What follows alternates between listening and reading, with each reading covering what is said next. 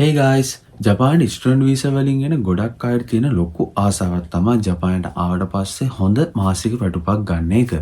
ඉතින් මෙහෙම මේ සම්බන්ධ උනන්දුවක් දක්වන ඔයාට මේ වෙද්දි ලොකු ප්‍රශ්නයක් ඇති. ඔය ඇත්තටම ස්ටුඩන්ට් කෙනෙක් විදිහට ජපානයට ආවට පස්සේ ඔයාට මාසෙට කොපමණ මුදලක් ඔයාගේ මාසික වැටුප විදිහට කීයක් හම්බ කරන්න පුළුවන්ද කියන එක ගැන.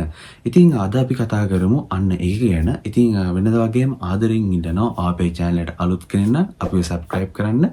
වීඩියෝ එක හොඳ නම් like එකක් දාන්නත් අමතක කරන්න එපා.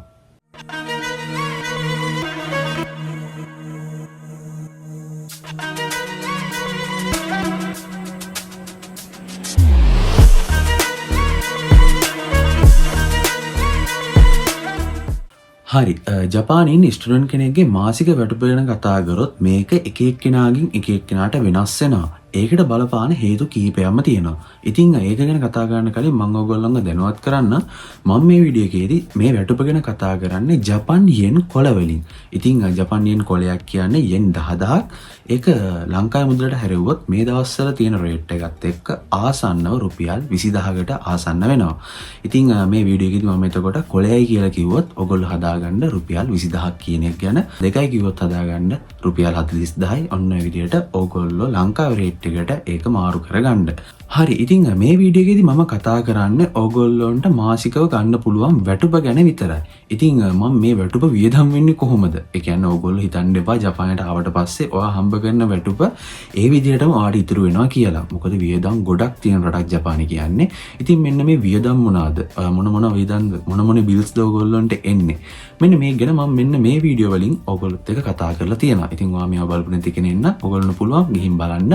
එතකොට ඕගොල්ලොන්ට දල අදහසක් ගන්න පුළුවන් වෙයි ජපාන මොන වියදම්ද තියෙන්නේ, ඔලිස් එන්නේ මොනවද, සාමාන්‍ය කීයක් ඒවට වියදම් වේද කියන එක ගැන අදහසක් ගන්න පුළුවන් වෙයි කියලා හිතනවා. හරි.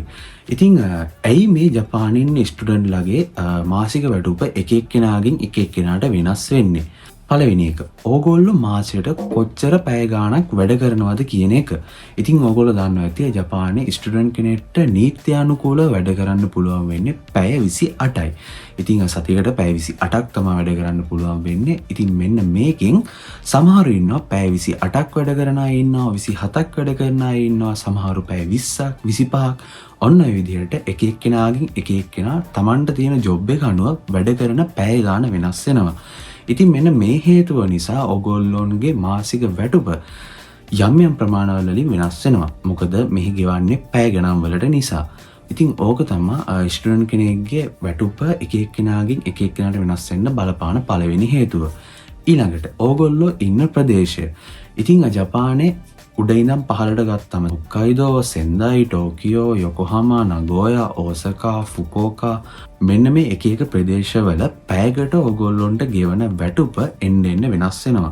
ටෝකියෝ වලට වඩා නගෝයා වල ගෙවන වැටුප අඩුයි. නගෝයා වලට වඩා ඕසකා වල ගෙවන වැටුප අඩුයි. මේ විදිහට ඕගොල්ලෝ ජීවත් වෙන ප්‍රදේශය අනුව ඕගොල්ලොන්ට පැයකට හම්බෙන වැටුප වෙනස් වෙනවා. ඉතින් මෙන්න මේකත් බලපානවා ඕගොල්ලොන්ගේ මාසික වැටුප එක එක්කෙනාගෙන් එක එක්කෙනාට වෙනස් වෙන්න. තුන්වෙනි හේතුව තමයි ඕගොල්ලෝ වැඩ කරන්නේ කොහෙද කොතනද කියන එක ගැන. ඉතින් ජපානයේ ගත්තම විවිධාකාර part time jobs තියෙනවා. උදාහරණයකට කොම්බිනි, යමතෝ, ඊළඟ බෙන්තෝ කයිෂා, ඊළඟට රෙස්ටොරන්ට්, ඉසකයා මෙන්න මේ විදිහට එකින් එකට වෙනස් part time jobs ගොඩක් ජපානයේ තියෙනවා. ඉතින් මේ එකින් එකට වෙනස් part time job වල ඕගොල්ලොන්ට පැයකට ගෙවන වැටුපත් එකින් එකට වෙනස් වෙනවා. ඉතින් මෙන්න මේ හේතුවත් බලපානවා එක එක්කෙනා මාසෙදි ගන්න වැටුප වෙනස් වෙන්න. ඊළඟ කාරණාව ඔයා වැඩ කරන්නේ උදේද දවල්ද රෑද කියන එක. ඉතින් ජපානයේ part time job ගත්තාම උදේටයි දවල්ටයි වඩා වැඩි වැටුපක් රෑට ගෙවනවා. ඉතින් ඇත්තට මේක නිසා ඩේ ටයිම් වැඩ කරනවට වඩා රෑ ටයිම් වැඩ කරද්දී ඕගොල්ලොන්ගේ මාසික වැටුප යම් ප්‍රමාණයකින් වැඩි කරගන්න පුළුවන්. මෙන්න මේ හේතුවත් බලපානවා ඔයා මාසික ගන්න වැටුප වෙනස් වෙන්න. ඉතින් ওই කාරණා ටික තමයි ප්‍රධාන විදිහට එක එක්කෙනාගෙන් එක එක්කෙනාට මේ වැටුප වෙනස් වෙන්න බලපාන හේතු. හරි. ඉතින් ඊළඟට අපි කතා කරමු සාමාන්‍ය පැය 28ක්. මම මේක උපකල්පනය කරනවා හරියටම පැය 28ක් හෝ පැය 27ක් වැඩ කරන කෙනෙක්ට කොච්චර වැටුපක් මාසයේ අවසානට ගන්න පුළුවන්ද කියන එකට. ඉතින් එතකොට ඕගොල්ලෝ හදාගන්න ඔයාලා ඇවිල්ලා මෙහෙ වැඩ කරන්න බලාපොරොත්තු වෙන්නේ පැය කීයක්ද? ඔයාගේ ලිමිට් එක කොච්චරද කියන එක ගැන ඔයා තීරණය කරගන්න ඕනේ. මම මෙතනදී කියන්නේ කෙනෙක් පැය 27ක් එහෙම නැත්නම් පැය 28ක් වැඩ කරයි කියන එක ගැන හිතලා. ඉතින් ඔයා පැය 28ම උදේ හෝ දවල් shift වල වැඩ කරන කෙනෙක් නම් ඔයාට ආසන්නව කොළ 10ත් කොළ 15ත් අතර මුදලක් හම්බ කරගන්න පුළුවන්. ඉතින් මේක යම් යම් ප්‍රමාණවලින් වෙනස් වෙනවා මම අර කලින් කියපු හේතු මත. ඔයා ඉන්නේ කොහෙද? ඔයා කරන job එක මොකද්ද? මෙන්න මේ හේතු මත මේ වැටුප කොලයකින් දෙකකින් අඩු හෝ වැඩි වෙන්න පුළුවන්. මධ්‍යස්ථයක් විදිහට ගත්තම සාමාන්‍ය පැය 28ම උදේ හෝ දවල් shift කරන කෙනෙක්ට කොළ 10ත් කොළ 15ත් අතර මුදලක් උපයා ගන්න පුළුවන්. මේක යම් ප්‍රමාණයකින් වැඩි වෙනවා ඔයා වැඩ කරන්නේ යමතෝ වගේ දේවල් වල නම්. මොකද යමතෝ වල එහෙම සාපේක්ෂව අනිත් ජොබ් වලට වඩා ඕගොල්ලන්ට පැයකට ගෙවන වැටුප වැඩි. ඒ වගේම කරන්න තියෙන වැඩක් ටිකක් අමාරුයි. ඉතින් ටිකක් නෙවෙයි ගොඩක් අමාරුයි. ඉතින් ඒක නිසා ඕගොල්ලෝ ඒ වගේ තැනක වැඩ කරනවා නම් ඕගොල්ලන්ගේ මේ වැටුප ඊට වඩා යම් ප්‍රමාණයකින් තව වැඩි වෙන්න පුළුවන්. ඉතින් එතකොට ඕගොල්ලෝ දැනගන්න සාමාන්‍යයෙන් පැය 28ක් රෙස්ටුරන්ට් එක හෝ කොම්බිනි එක හෝ වේවා උදේ හෝ දවල් වේවා ඔයා වැඩ කරනවා නම් ඔයාට සාමාන්‍ය මාසිකව ගන්න පුළුවන් වැටුප වෙන්නේ කොළ 10ත් කොළ 15ත් අතර. මේක තව ටිකක් මම ඔයගොල්ලන්ට ලේසි කරන්න සාමාන්‍යයෙන් කොළ 13ක් වගේ තමයි ඇත්තටම මේ වගේ තැනක වැඩ කරනවා නම් මේ වෙලාවේ වැඩ කරනවා නම් ඔයගොල්ලන්ට උපය ගන්න පුළුවන් වෙන්නේ.